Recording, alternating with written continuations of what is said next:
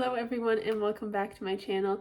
If you are new here, we talk about all things homesteading, homemaking, and just our journey to a slower, more simple life. Today's video is definitely along the lines of the natural living kind of topic. And as you can probably tell by whatever the title is of this video, I am going to be making a all-natural shampoo. So first, let me just show you what I've been using, and you might laugh depending on what your hair kind of journey is like, but this is the shampoo conditioner I've been using for the past, I think, 2 years.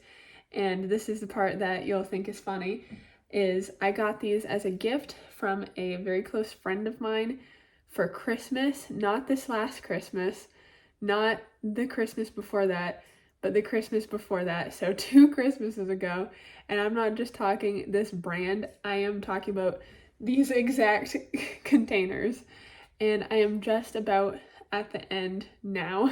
I am by no means an expert on the topic, but I know that hair comes in a lot of different textures, styles, and just needs different things depending on the differences in your hair. But if you're watching this video to find out how to make a natural shampoo recipe, I would first have you consider how often you're washing your hair and what you're washing your hair with at this current moment, as well as the other products that you're using. So my hair, this is like day, I don't even know how many days, but my hair is naturally wavy and to somewhat curl, like not coil curl, but wavy curls.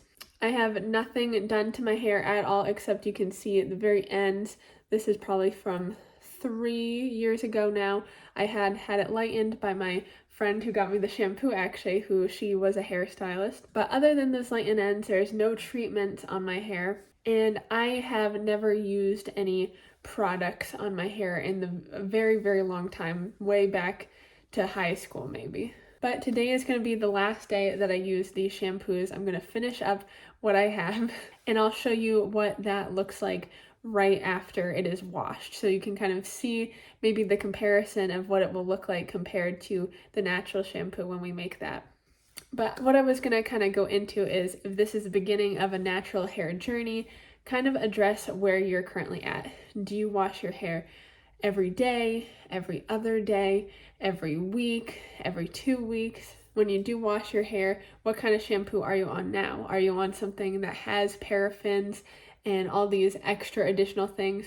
Is it something that's a little bit better? Is it something marketed towards specific hair types?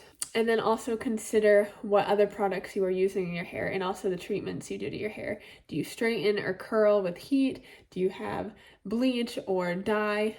Natural kind of hygiene in general is always going to be a journey, so don't necessarily feel like you need to jump right in, especially not jump right into every natural hygiene. I know I can definitely be the person that wants to completely change my hair and my teeth and my deodorant and everything like all at once, but you definitely don't need to do that. So I can definitely not speak for every single person because hair is so different from person to person. But I would say, for the most part, if you want to go down the natural route, you should probably first get your hair used to not being washed as often. You don't necessarily need to change the products up right away, but I would say if you're doing a daily wash, definitely extend that a few more days.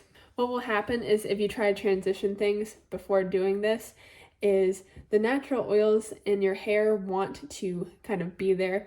So if you are washing your hair all the time, the part of your body that kind of makes and produces the oil might be overactive because it's trying to compensate for getting dried out all the time. So just know that is probably going to be a process as well, and you might have a period of time where your hair is looking kind of greasy or not how you really want it to, but you're kind of getting your body used to a more natural way of doing things.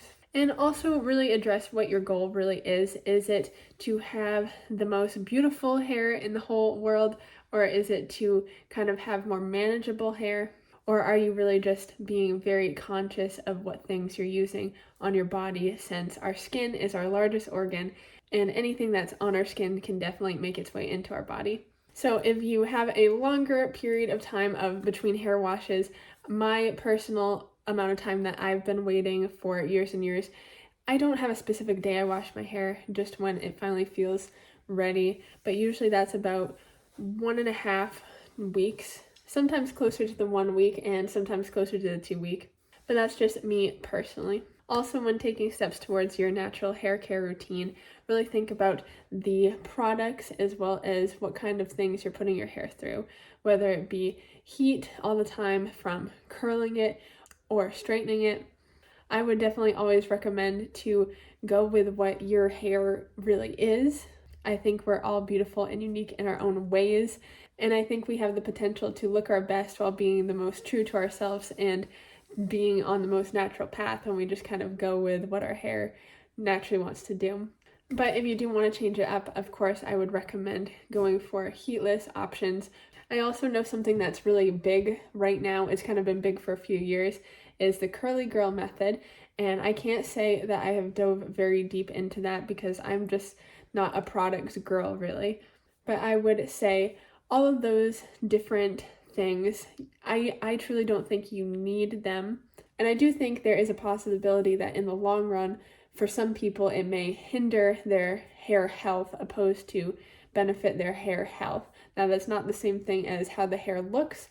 It may look better, it may have a better, more defined curl to it, but it could still decrease the overall health and well-being of your hair. So I think that does pretty well for going over kind of the overview of considering where you may be at in the natural hair care journey.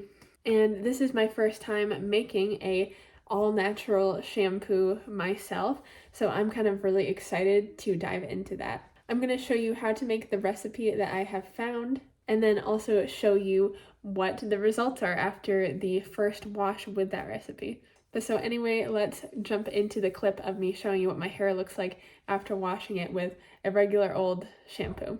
As you can see, this is my hair after washing it with just regular kind of shampoo, and here it is a little bit damp still, but this is what it looks like. So let's jump in now to making our homemade shampoo. Okay, today is the day that I'm going to make my homemade shampoo.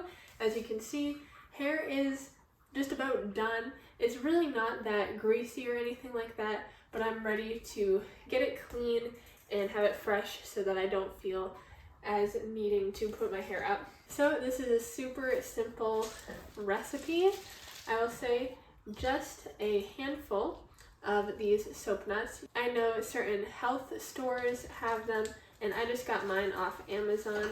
I'm only going to make a little bit because this shampoo does need to be refrigerated when it's not being used, and that is because there is no preservatives in it, which is obviously a good thing. We're going for the all natural, but also makes it so that it doesn't stay preserved. So I'm just going to make a little bit, maybe even just enough for one wash or maybe a couple washes, especially since I wash my hair very kind of far apart. But I'm also going to put just a little bit, probably anywhere from a teaspoon to a tablespoon of flaxseed in there. And I've read that that does some good things for lathering and kind of almost conditions the hair. And then I'm just going to add enough water for it to boil in. So I added maybe a cup of water to that, but you can see it's already kind of sudsing up, which is very cool to see. And I'm going to put it on here and get the heat on high. And I also have with me a potato masher, but I'm going to use it to mash the soap nuts. And why I'm going to do that is it just gets everything out of them. You can reuse soap nuts over and over in things like laundry when I used to do that. But in this case, I just want to get everything I can out of the few that I put in here. So now we just wait. I am very excited to see how well it does on my hair. My hair has been through a lot of different things. As you can see, it has natural wave to curl. It is also that kind of hair type that just feels like it's always knotty. I have quite a bit of hair on my head, but each individual strand is quite thin, so I get knots very easily. If you're like that, just a little tip: do not comb out your hair when it is wet.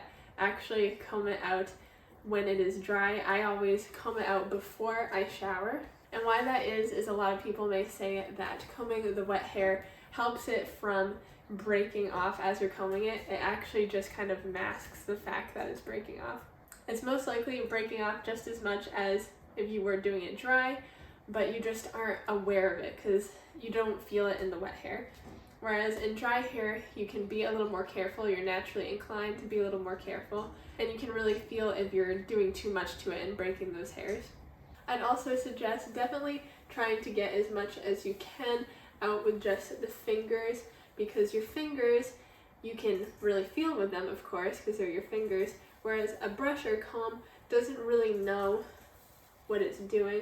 See, I can go through my ponytail and it has knots for sure, but if I just use my fingers and just kind of gently go through it, I can get some of those knots out without doing a lot of breakage to my hair.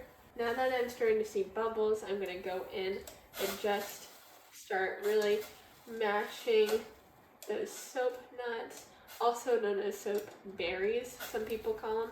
It's starting to turn a little bit of a cream color in the water, so that's a good sign. That's showing that it is releasing what it has in there, as well as the foamy bubbles that I kind of showed you before.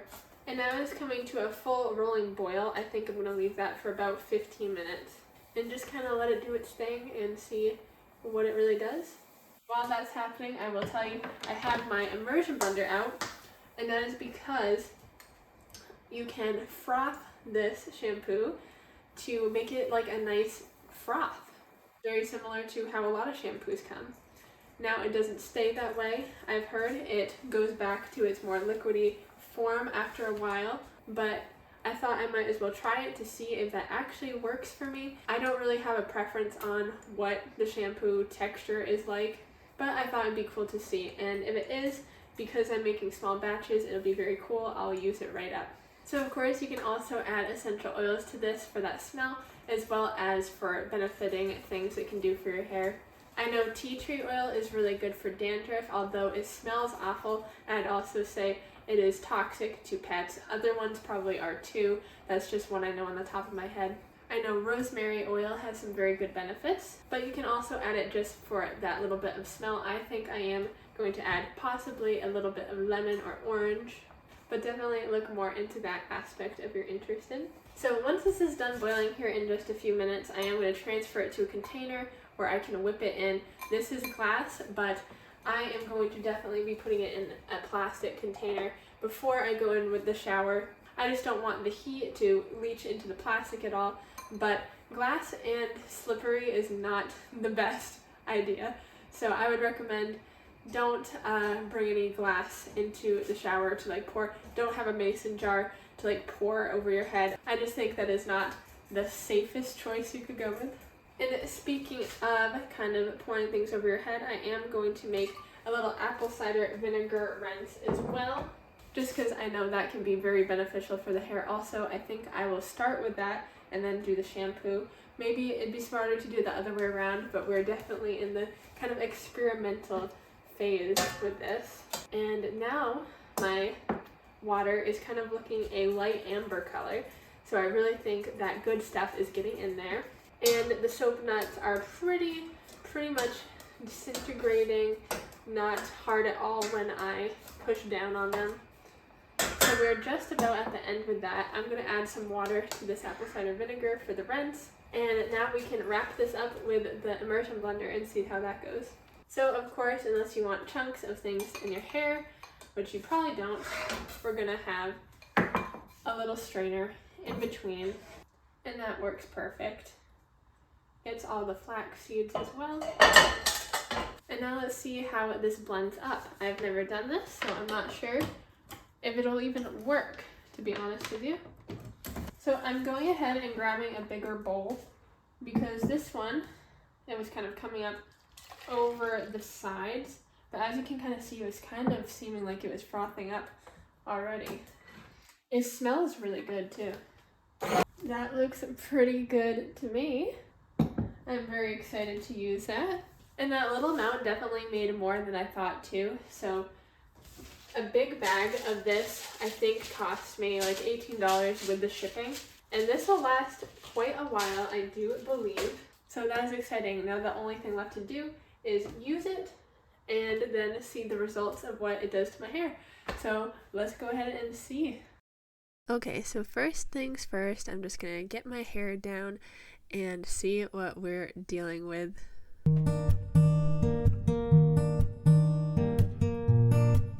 So kind of like I said before, to try to get some of these knots out, I'm just gonna kind of take my fingers to comb through, and then once I get as much as I can with my fingers, then I'm gonna take a wide tooth comb and get the rest of those little knots out.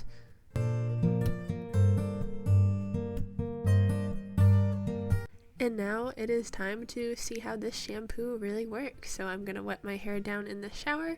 First I'm going to do the apple cider vinegar rinse over the top and really get that through.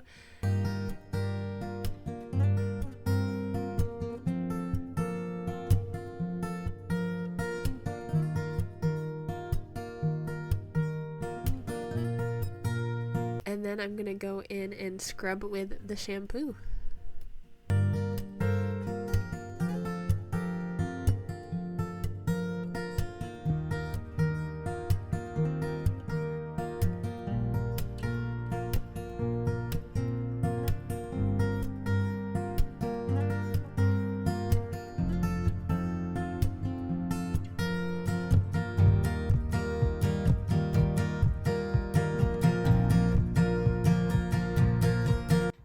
It's kind of weird showering with a bathing suit. I'm just kind of cold and weird. But we gave it a good wash. Now I'm just going to let it dry a little bit, not fully at all. Still gonna be quite damp, but we're just gonna let it dry and then take it out and see how it is in comparison. Okay.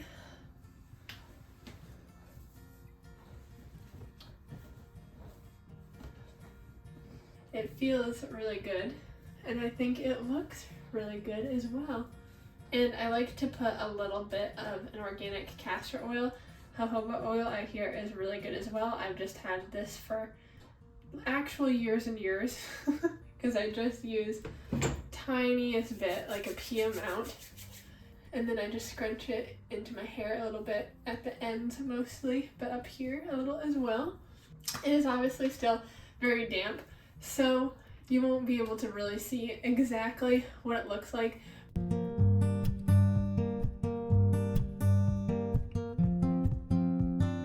But it looks and feels just as good, if not nicer, like less heavy than the normal shampoo.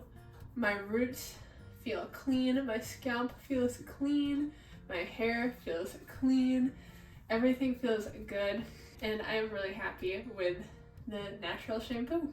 I've done quite a bit of research going into this because there's a lot of no shampoo methods out there, but this one I definitely heard has some of the best results, and I would definitely say that it is a success.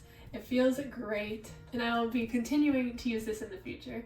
At some point in the future, I will definitely make an update to let you know how my hair is going, but that does it for this video, and I want to dive into more natural hygiene and also just health and care videos in general, so let me know what kind of topics you would like to see. As you probably know, I am no kind of professional in this regard. I am just somebody who wants to learn and grow and try new things and just think outside the box. So always do your own research with things, but I hope I can just be an example of how you can try things and see how they work.